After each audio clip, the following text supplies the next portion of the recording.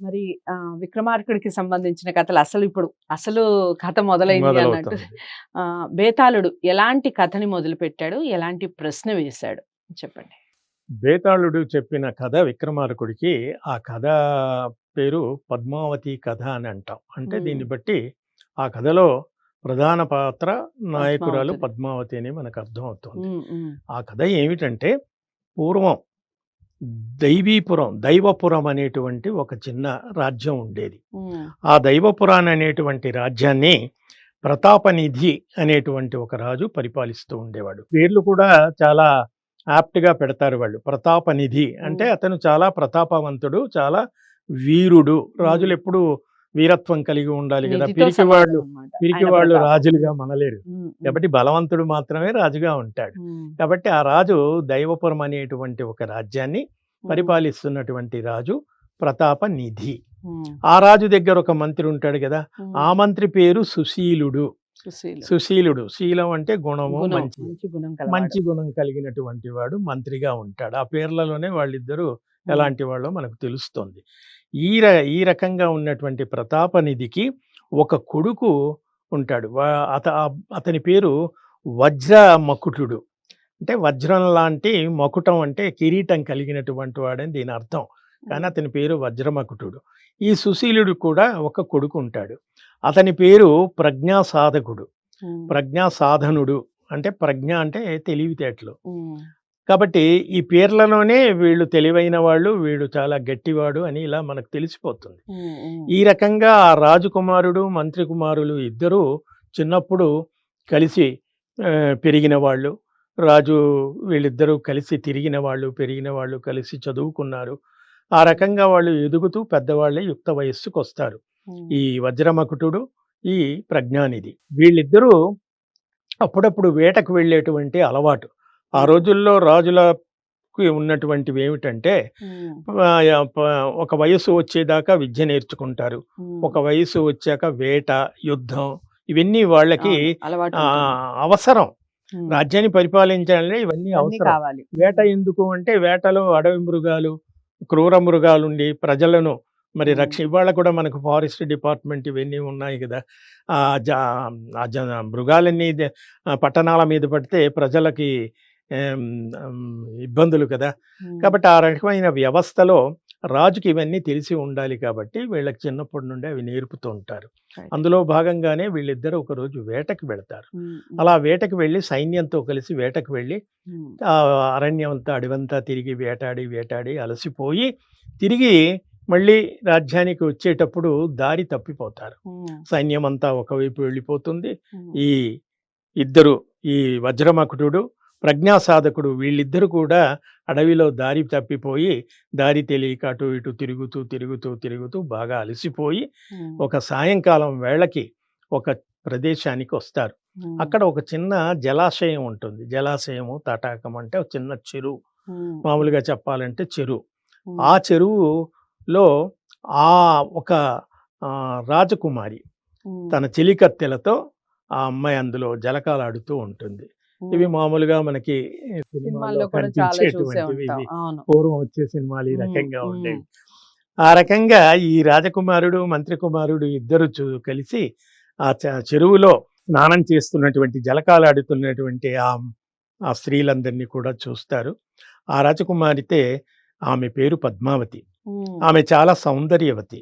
హ్మ్. ఈ రాజకుమారుడు చూడగానే సహజంగా ఆమె సౌందర్యవతి కాబట్టి, ఇతను కూడా వయసులో ఉన్నవాడు కాబట్టి ఆమె పట్ల తన ప్రేమను పెంచుకుంటాడు. ఈ హ్మ్. అమ్మాయిని వివాహం ఆడాలి, ఈ అమ్మాయిని పొందాలి అనేటువంటి ఒక కోరికను కలిగి ఉంటాడు. హ్మ్. ఆ విషయాన్ని పక్కనున్నటువంటి తన మిత్రుడనండి, మంత్రి కుమారుడనండి, ఆ ప్రజ్ఞాసాధకుడికి చెబుతాడు.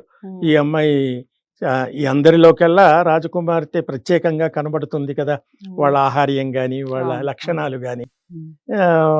ఆ రకంగా చెప్పినప్పుడు ఆ అమ్మాయి అంటే నాకు ఇష్టం ఉంది. ఆ అమ్మాయిని నేను వివాహం చేసుకోవాలి.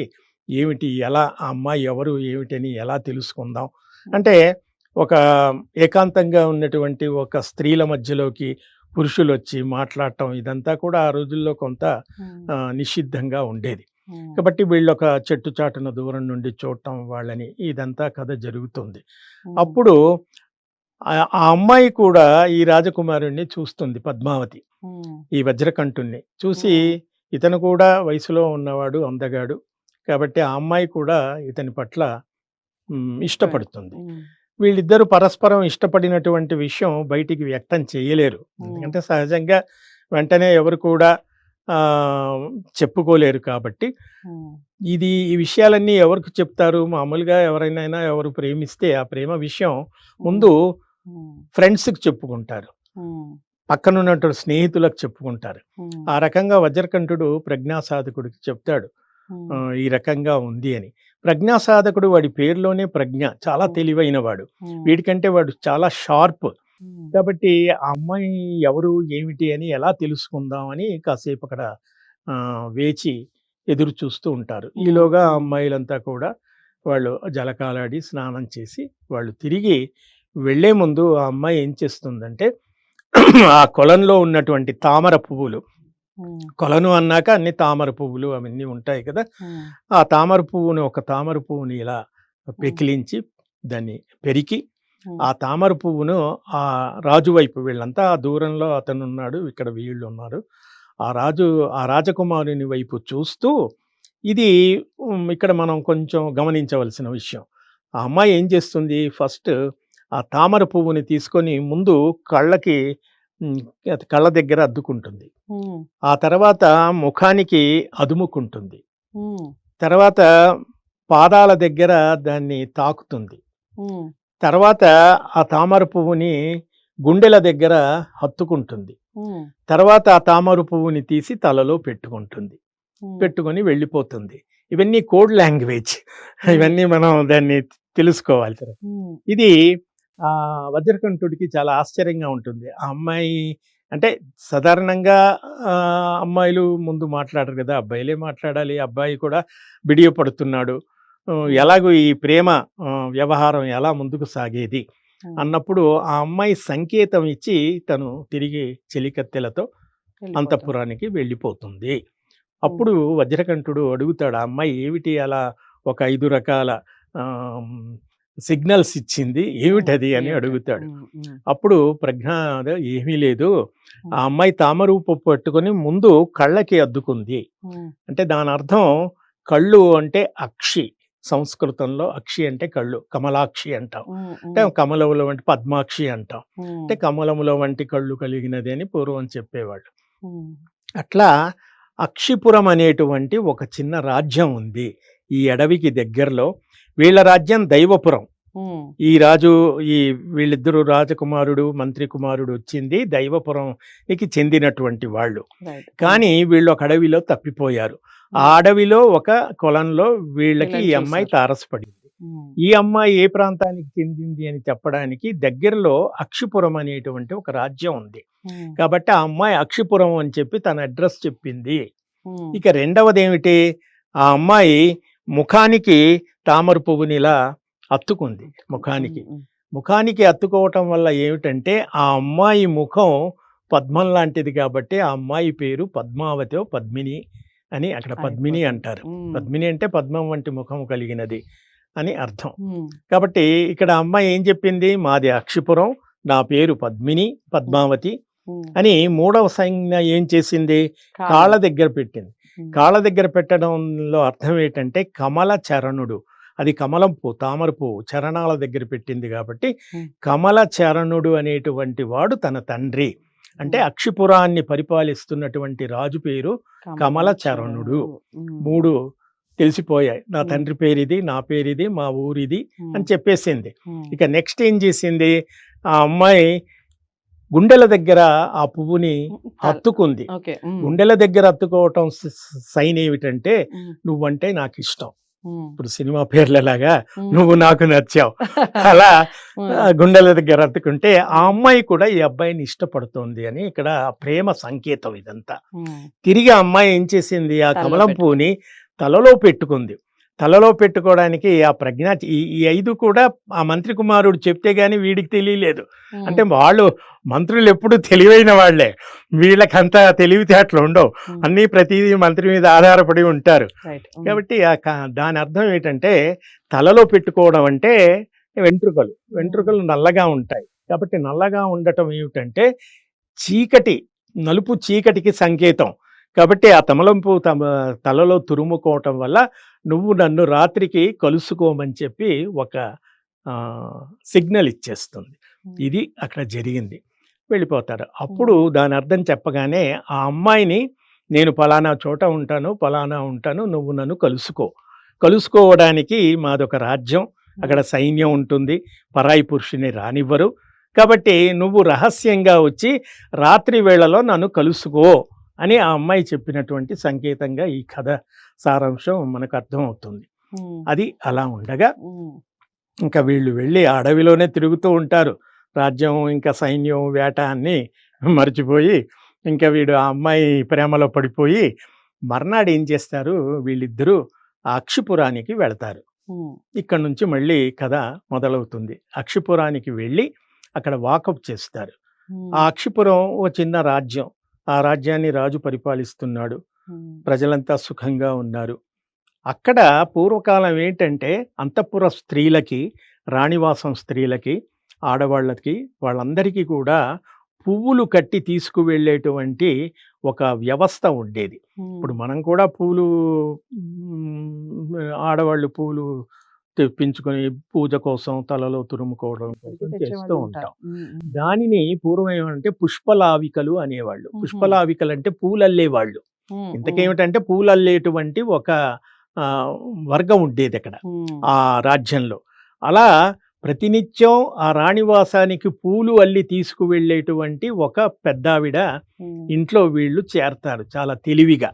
వీళ్ళంతా ఎంక్వైరీ చేసి ప్రతిరోజు ఈవిడ పూలు తీసుకుని ఆ అంతఃపురానికి వెళుతుంది. ఈవిడ ద్వారా మనం కొంత రాయబారం నడిపి ఆ రాజకన్యకి దగ్గరగా చేరే అవకాశం ఉంటుంది అని వీళ్ళు మెల్లిగా ఆ పుష్పలావిక అంటాం, ఆవిడ దగ్గరికి వెళ్ళి ఏదో అమ్మ పెద్దమ్మ అది ఇది మాటలు అవి చెప్పి కొన్నాళ్ళు మీ దగ్గర ఉంటాం, వీళ్ళ దగ్గర డబ్బు ఉంటుంది కాబట్టి వాళ్ళు డబ్బు కోసం పనులు చేసేవాళ్ళు కాబట్టి ఆమె దగ్గర ఆశ్రయం పొందుతారు.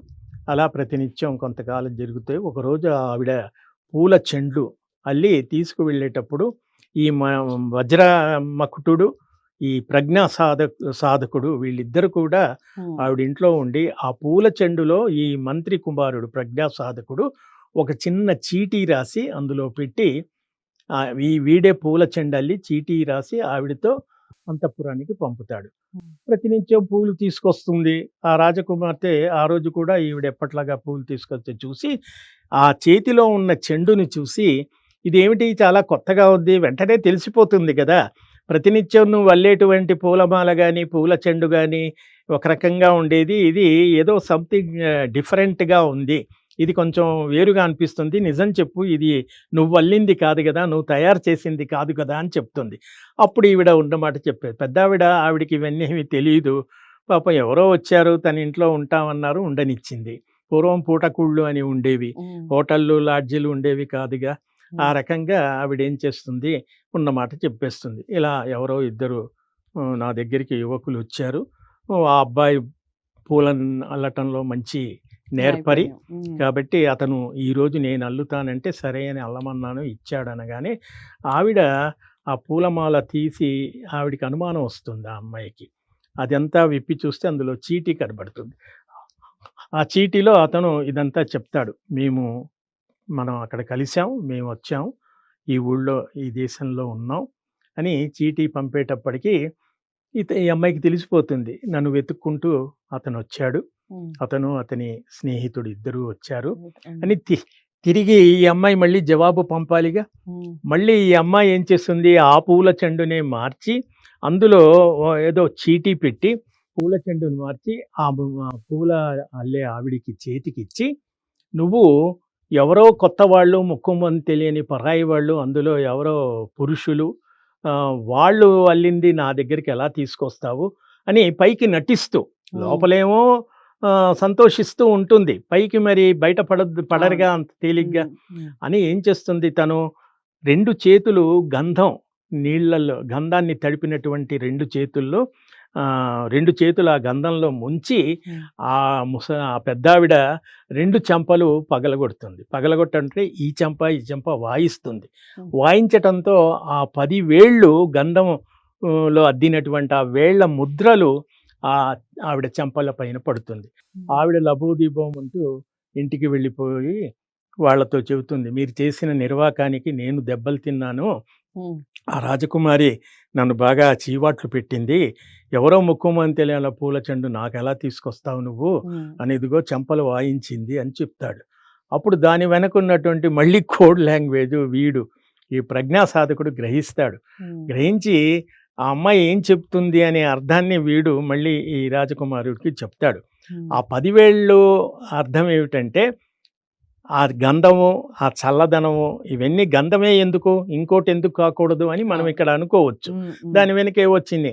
గంధం చల్లదనానికి సంకేతం. హ్మ్. కాబట్టి వాళ్ళు రావటం ఆ అమ్మాయికి చాలా సంతోషం. చల్లదనం, వేడి కాదు. అవును. కాబట్టి గంధం 10 వేళ్ళు అంటే 10 రోజులు అని అర్థం. హ్మ్. కాబట్టి ఆ హుహు. అమ్మాయి ఏం చెప్తుందంటే, ఇప్పుడు కాదు 10 రోజుల తర్వాత నన్ను కలుసుకోవడానికి వీలవుతుంది. ఓహ్! కాబట్టి హుహు. మీరు 10 రోజుల దాకా ఆగాలి అని చెప్పేసి ఆ అమ్మాయి ఒక చిన్న సంకేతాన్ని సంకేతం ఇస్తుంది. అంటే ఇక్కడ తెలివంతా కూడా ప్రజ్ఞానిధితో మనకు బయటపడుతుంది. హ్మ్. మామూలుగా హ్మ్. మనం చదివితే ఇవన్నీ మనకు అర్థం అవ్వదు. హ్మ్. కానీ ఆ 10 వేళ్ల వల్ల ఆ అమ్మ అతను తెలుసుకొని ఆవిడకి చెప్తాడు. అతనికి చెప్తాడు. అయితే గౌరీశంకర్ గారు మొత్తానికి ఏదైతే జరగాలి అని తలచారో రాజకుమారుడు, హ్మ్. అదే జరిగింది. తను ఏదైతే చెప్పాలి అనుకున్నారో రాజకుమారికి ఆ విషయం చెప్పడం జరిగింది. తన ద్వారా గూడా సంకేతం తెలుసుకోవడం జరిగింది. తర్వాత ఏం జరిగింది? నెక్స్ట్ ఎపిసోడ్‌లో తెలుసుకుందాం. ఇంట్రెస్టింగ్‌గా ఉంది కదా కథ. మరి ఇలాంటి కథలు మీరు ఎక్కడైనా విన్నారా ఇంతకుముందు? ఎప్పుడైనా చూసారా? వాటన్నిటిని కామెంట్ బాక్స్‌లో తెలియజేస్తూ, దీని వెనకాల ఉండేటువంటి నీతి తెలుసుకోవాలి అంటే కథ మొత్తం తెలియాలి. తెలియాలి అంటే కంటిన్యూషన్ కథ కూడా చూడండి. ఈ వీడియోని లైక్ చేసి షేర్ చేయండి. ఛానెల్‌ని సబ్స్క్రైబ్ చేసుకోండి. నమస్తే.